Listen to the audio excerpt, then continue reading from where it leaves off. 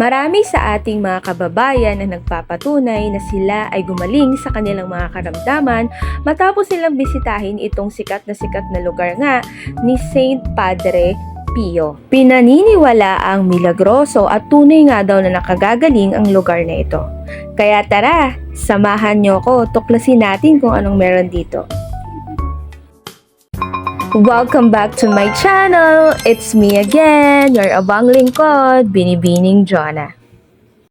For today's vlog ay dumayo nga tayo dito sa San Jose del Monte, Bulacan para puntahan ang milagroso at sikat na lugar ni Saint Padre Pio.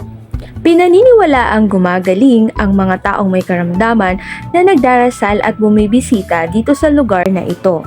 Bukod nga sa pagiging deboto ng mga tao, ay talaga namang binibisita ang lugar dahil sa angking kagandahan nito. Kitang-kita nga ang kagandahan ng San Jose del Monte, Bulacan mula rito.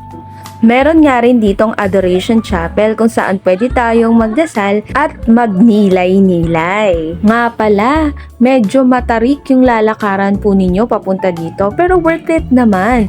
Kasi bukod sa mae-ehersisyo na tayo ay makakapagdasal at makikita natin tong napakagandang lugar na ito. Maaari din nga pala tayong magdasal dito ng rosary. Pwede rin tayo ditong magtirik ng kandila. Meron silang space na nakalaan para sa candle station. Lahat pong ito ay libre at walang bayad. Marami nga rin po pala kayong makikita ditong mga nakasabit na rosary. Ito po ay kumakatawan sa mga panalangin ng mga tao. Idagdag na rin po natin itong libre nating magagamit na playground na may overlooking view. Para sa akin, worth it talaga ang pagpunta namin dito. Sana mapuntahan nyo rin ito. And that will be all for our video today. See you on my next vlog. Peace and let us all spread the love. Bye!